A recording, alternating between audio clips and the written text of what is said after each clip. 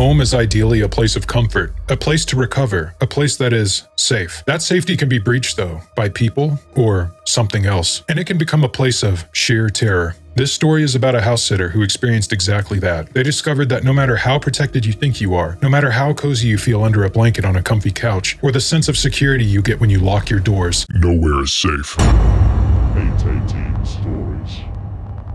This is 818 Stories, where seriously scary stories are told seriously, most of the time. Before we begin, please do me the favor of clicking on that little like button. The algorithm demands it. As I said before, this story is from a house sitter who experienced something beyond understanding. They claim to have been attacked, or as they described, played with, by a real poltergeist. Here it goes.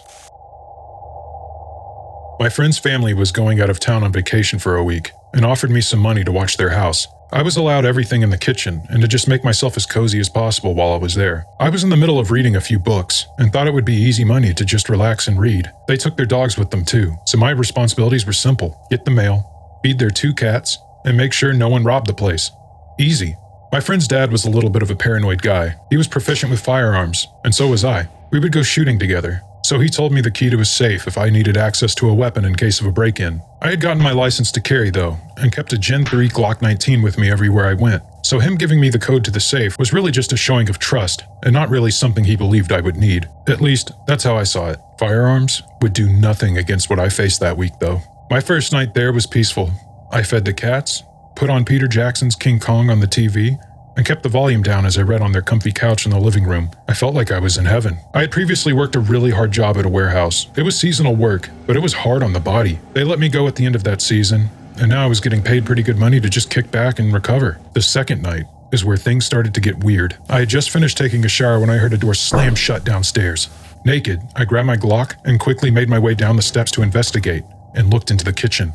The 2 cats were staring at the pantry door. Those little shits must have slammed it shut, I thought. I turned around to head back upstairs and to finish drying off, and then heard the pantry door behind me open, slowly.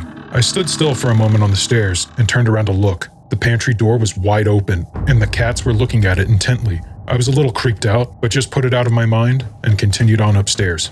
Once I was back in the bathroom to continue drying off, though, I heard a loud bang. Someone must be in the house, I thought. I threw on my clothes and went down to investigate. I had my Glock out and aimed down into the kitchen. I worked my way down the stairs. "Who's there?" I called out. No response. I could see into the master bedroom from the stairs. The entrance to it was in the kitchen. My friend's family had left a lamp on in there, and I had left it alone as I didn't want to enter their bedroom unless it was absolutely necessary. The lamp shut off and the room went black. That really creeped me out. I cleared the house.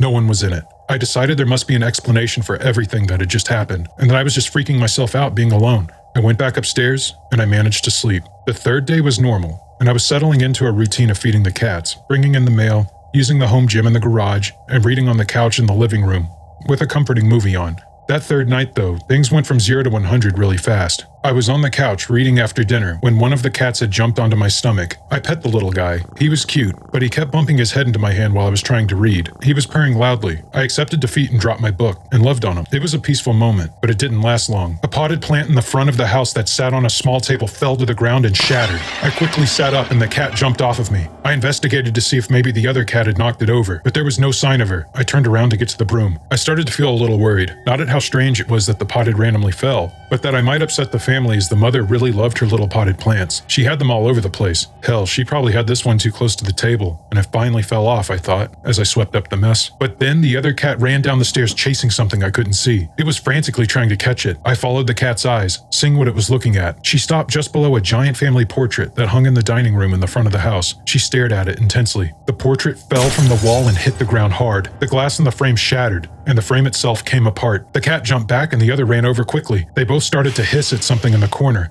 Nothing was there. They growled, hissed, and spit, and then ran away, hiding under the couch. Something dangerous. This is something dangerous, I thought. I took the broom in my hands and held it as a weapon, as if that would do anything. "Hey, who's there? Is someone here?" I shouted. No response. I heard the cats hiss again, and then a light bulb in one of the lamps in the living room popped.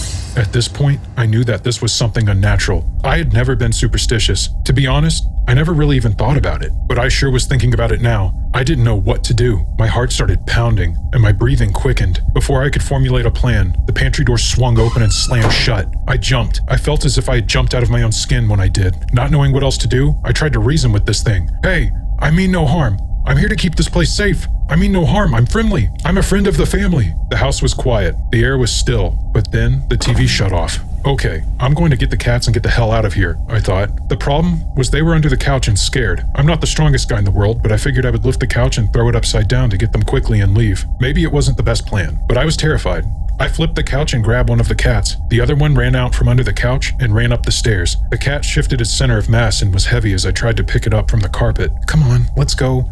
I'm trying to calm the little guy down, but then another pot at the front of the house falls. Then there was a loud bang upstairs. The other cat came running back down the stairs and then stopped and looked back up it. The family had a row of pictures in the hallway upstairs. I could see the edge of them from where I was standing at. They started to fall one by one, each landing with a menacing impact. I pulled the boy cat up close to my chest and chased the other one into the pitch-black master bedroom, into the walk-in closet. She tried to get under a pile of laundry that was in there, but I grabbed her and pulled her to my chest. Both cats were scared and were trying to free themselves from me while I was tripping over everything in that damn closet in the dark. I exited the closet with both cats in my arms. I heard a loud bang behind me in there, but didn't stick around to find out what it was. I felt like whatever this thing was playing with me. I did not like thinking about that one bit, though. I needed to get my keys, but they were upstairs where the pictures were falling off the hallway wall. I'm petrified at this point, but I'm in action. I was able to act under pressure, but I definitely did not keep a cool head. I put the cats in the small bathroom next to the stairs to keep them together. I ran upstairs, and what I saw still messes with me when I think about it. Every single picture frame in that goddamn hall had fallen. I didn't waste any time. I ran over those pictures, feeling the glass crack under my shoes. I ran into the bedroom. I quickly rounded up my belongings, made my way downstairs, got the cats, and ran out the door. I stayed the rest of the week at my place. I had gotten food for the cats and a cheap litter box. I called the family the day that they were supposed to come back and told them what had happened. They were confused and upset with me. I met them at their house and walked them through everything that had happened. They were visibly upset, and my friend asked if I had people over. I just kept telling them what happened. The dad paid me and told me to leave. After that day, my friend reached out less and less, and I eventually stopped seeing them altogether. The parents never treated me the same after that either, and that night cost me my relationship with them. I don't blame them. One thing is certain in my life from now on, though. I will never house sit again. That concludes his story. Do you believe him? Is there a logical explanation for what occurred? One theory he said his family had is that it was an earthquake due to fracking that caused the things in the house to fall. I almost find that more difficult to believe. What do you think, though? Let me know down in the comments. If you would like your story to be shared on this channel, please email me at 818stories@gmail.com. If you haven't already, please subscribe for more stories released weekly. Until next time, be careful about what energy you bring into your home. You might bring home An unwanted guest. Please like, comment, and subscribe.